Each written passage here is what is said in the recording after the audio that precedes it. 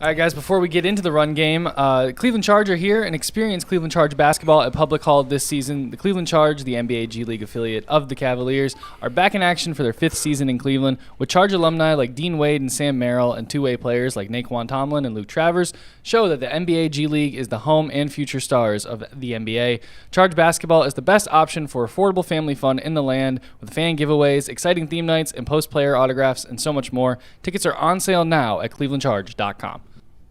So, we know Quinshon got hurt. Let's talk about the running game and what his injury means for the rest of the season in these last 2 games. Has there been any update yet on his timeline? Have we seen that? I reached out last night. I asked a guy who's used to be a trainer with the team. Yeah. Broken bone. I think if there was, and I don't even know yet if there was any torn ligaments. We haven't heard that. Yeah, supposedly they were looking at his knee today. Yeah, now we'll find out after MRIs. But if it is just the broken bone, and I say just as if it's nothing, Well, it's a not. dislocated ankle. Well, fracture ankle. The worst case scenario, as G knows, as I know, is an ACL. Yeah. And it was not, as far as we know, it was not an ACL. Now, that might come on later today. We might find out that they did an MRI and he tore an ACL, MCL, PCL, LCL. Any of those would be bad. Yeah. But the former trainer that I talked to told me that the timeline for him should be back on the field either at the start or early next year. And that includes the ankle? Well, I just said broken tibula. Okay. Because that's all we knew. Yeah. At the time when I talked to him, that's all I knew. I was going to say, training camp. I thought he'd be ready for training camp. Yeah. And what did you just say? I just asked beginning of Yahoo season. Sports, Mary Kay said yesterday, says 4 to about 5. 4 to 5 months. Yeah. Yeah, regardless. All right, so as long as it's not a tear in his knee, he should be ready for the start of the season. Yeah, now the other question, obviously, that needs to be asked, and again, the ACL is more serious because you're not the player moving forward that you were. Right. Some players have regained that prowess. Yeah. Others never did. But usually it takes at least 2 years. It usually does. Usually that first year back is just kind of getting your bearings and getting back on your feet. So from that standpoint, I don't anticipate that this would necessarily make him a slower back, a less effective back. You know, there is a psychological effect to injuries. Sure. The ACL is chief among them. But if it is a broken bone and he gets the clean bill of health, I would expect him to be just as good, if not better, because next year he'll have a full training camp, something that he didn't have this year. Correct. Gee, are you concerned if it's just a broken bone? That's it? Yeah, I'm concerned because, you know, Mike Hall was a guy, right? Mike Hall hurt his leg, and that thing lingered and lingered and lingered and lingered. Yeah. I saw Jed Wills. Jed Wills was supposed to be fine. Jed Wills missed the whole doggone half a year, and he just got a scope. I'm like, what? What do you mean? So how I look at it, and just going by the way that this game is you don't ever know how these people are going to react to injury. Sometimes, we kind of act like people are toy soldiers, and they give you the 4 or 5 months, and we expect you to be back on the field. Right. We didn't see Deshaun Watson. Remember, he was supposed to be ready to go, and he kept having issues with his shoulder. So for me, I just don't like any injuries that happen at the end of the year, because now it puts you up against what your training regimen and routine is. And Quinshon Judkins was already a person that was looking to get into the offseason because he didn't have the offseason before because of the off-the-field troubles. Right. So he wanted to use that to get better. So now he's using that time in those 4 to 5 months to rehab. So in reality, that rehab is not lifting, pulling sleds, doing what you need to do. And so it's unfortunate. For all the rookies, my hope for them was getting those guys the experience they need, getting them out of the season, and making sure that they were healthy so that they can add and stack to what they were doing. And I just to have one of these injuries in December is always a little tricky for me, but hopefully he comes back crisp and ready to go. But that's just another playmaker that you're counting on. That now it ain't a question mark. He'll be long-term viability, but it is a question mark in terms of, hey, do you have the running game you want? I think it's a position they're now going to have to, at some point, free agency later in the draft, consider next year that they might not have had to. I don't know. Well, if it ends up being knee involved, that changes everything. That changes everything. Know by now. Yeah, there is a preliminary. I would think. But his off-season is definitely not going to be the same. Listen, doctors know on the field if it's torn or not. They may not. They may not say it until the test come in. Jay, But they know right I away. think there's one caveat to that, because this is what the trainer told me yesterday, because I asked this question. Every time I've torn my ACL, they've done the tug test, which they isolate the lower half of your leg, and they pull. And they can tell whether or not there's resistance. The resistance would come from the ACL. Yeah. Every single time that it was done, I was pretty much told before the MRI, you go get the MRI, it's torn. I thought yesterday, they may not have been able to do that to him yesterday because his lower leg was broken. Right. So the last thing you would ever do is isolate that lower leg and tug on it if there was already a break. Right. So probably isn't. Something has to give when there's tension like that. It sounds to me like the bone gave, which may have saved his ACL. It was gruesome. They didn't show the replay, right? No, on I TV? looked at it because I people they sending showed it to on the me. scoreboard, actually. Oh, did they really? Yeah, and then I think they realized, we probably Yeah, shouldn't they show came that right one back again. from break and said, we're not going to show this again. It was awful to watch. I felt terrible for him. He was in obvious pain on the field. Yeah, it was I knew tough right to away. watch. Bones, to your guys' point, bones are a lot better than ligaments. Much. And I tend to think he's going to but I think so too. But it's still not a normal off season for him either way. It's not. But G, worst case is 5 months. He's back in May. But that's a general assumption. Yes. Like It is. It is. It's a framework. Right, yeah. It's also 4 to 5 months. That could mean he's back in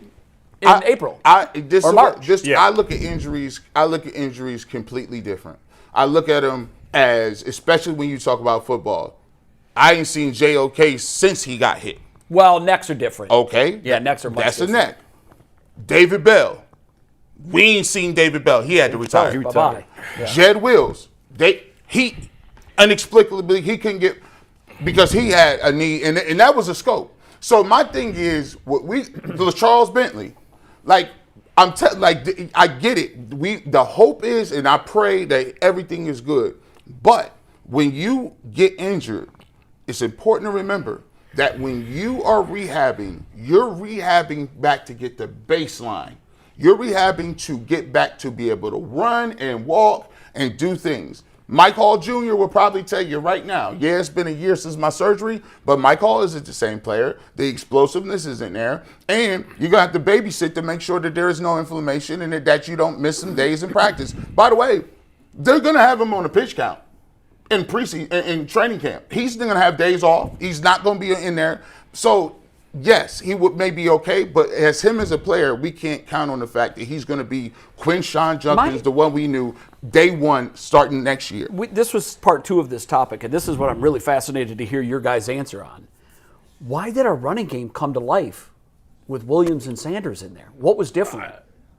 I thought they ran the ball okay in the first half. Do you have Judkins' stat line? It wasn't good.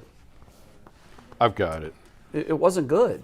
However, they had a 40-yard carry that was taken away because of a hold by Luke Whipple. It was a blatant Well, it was a hold. hold. it was a hold. The 40 yards was the result of the hold, though. Quinshon had 22 yards on 8 carries. Yeah, okay, guys, and I mean, I even hate saying this about the young man this morning, particularly because he's hurt. But if you look at his last 4 games, it is head-scratchingly bad. And I know that we want to talk about the offensive line, but guys, even look for the season. He's averaging 2.7 yards per carry. That gets guys released. And I still think that there's probably something there. I love him as a goal line back. But when you look at his last 4 or 5 games, he's been averaging, I think one game he had under 2 yards a carry. And then when the backups came in yesterday, I don't know what their yards per carry was. Raheem Sanders had 11 carries for 42 yards, which is okay. Well, it's double what he's got. I hear you. It's still just okay. I mean, I was just trying. I'm looking for an answer. Williams only had 3 carries, but he had 17 yards. Yeah, what I'm saying is, and I don't know what the answer is. I'm posing a question, and I'm not trying to answer the question with the question. What I'm saying is, what was different with Raheem Sanders? I mean, it's only 3.8. Yeah, I mean. No, I know, but it's double what our guy was getting. Right. It's honestly, I mean, the end arounds with Malachi Corley were effective. Shador running the ball was effective, so that inflates the numbers. I think they ran it okay, with the other guys. I don't know that it was anything extraordinary. It wasn't extraordinary, but it was by the eye test, it was better. I'm like, oh wow, we're able to run the ball all of a sudden. I'll give you a stat. We had a drive that was almost all running plays. I'll give you a stat. Nathan Zagura said this. I think he was talking about with Ken and Lyman. This was before the game against the Bills. He said Quinshon Judkins had 43 yards. 43 yards all year, right? Before contact. Yeah, we've talked about that. That's 43. Now James Cook had 450 plus yards of rushing yards prior to getting touched. Was that yesterday or all year? That was that. I mean, it's even better. It's even worse now. So if you think about it, that means they got 500 yards almost before they get in touch. Quinshon Judkins is getting the ball and getting hit. Usually behind the line of scrimmage. And I do wonder, could he be just worn out because he didn't have a normal training camp and because he was thrown into the fire? You know what I mean? Like, because he didn't have a normal ramp up and build up period. I mean, his last 4 or 5 games is it possible that he was just out of gas because he wasn't able to properly prepare? Now listen, Tyvis pointed out. He got thrown right in as soon as he was eligible. He was starting. Yeah. Tyvis did point out. Now let's just be clear. Like, he's not a perfect back either. There's times where we pointed where he missed a cutback lane. Right? Yeah. He missed some opportunities to cut the football back, or he had an opportunity to stay on track, and the play was there. They had the block on the outside. His landmark was supposed to be the outside shoulder to guard, but he just kept it front side. So those are all things that account for it. But when you have an offensive line, right, and I just bring up the Bills. When you have an offensive line like the Bills have in a running game, you saw what they were able to do. You can have games where Josh Allen is 12 and 19. Yeah. You can have those games. And by the way, how many drops did he have in the end zone? He had one in the end zone. There was one play where he was trying to throw the ball, I think in a fourth down, or it was a fourth down play. He was trying to stop the receiver. The receiver it was miscommunication. But the point is, when you have an offensive line, the offensive line is going to be twofold. They're also going to help Judkins and who you have in the backfield. They'll also help the quarterback. So when you look at the difference in why Judkins is struggling, it's tough to make the first guy miss every time. It's tough to make the unblocked guy, or you got to make a move and you got to break 2 tackles just to get 3.5 yards. That's a different uphill battle. I guess we'll know more about the run situation after we see what they do against Pittsburgh. Because, again, it's a small sample size. There were a total of, I think, 15 carries between Williams and Sanders. I just, the output was noticeably better. The run game looked different than it did with Judkins. I think Judkins is good. If you look at EPA per rush, he's 43rd out of 49 running backs with at least 100. Right. It's not great. By the way. No, it's not. You know who's in the top 10? Who? Jason's boy. Who's my boy? Kareem Hunt. Oh, boy. Put the wheel back on. Top 10 on Put the wheel EPA back per on. carry. There it is. EPA is the greatest stat of all time. And Travion Henderson is Kareem Hunt. Yeah, but here's why. Kareem Hunt has a role, a very defined role. And he was good at it here. He was good at it the first time he was in Kansas City, and he's still good at it. EPA don't care about We need 4 yards. Go get the 4 yards that we need. And when I watch the Chiefs, I'm like, that guy still runs hard. He still gets first downs. Chiefs got smoked by the Titans. Well, yesterday. you know what that was? That was a case of the entire team at once letting go of the we're rope. done. They just let go of the rope. And why wouldn't they? Yeah. They have no chance to make the playoffs. Super Bowl, they got a long rest this year. Yeah, how do you get up for a game? It's probably the first game they've played in 10 years that didn't have meaning.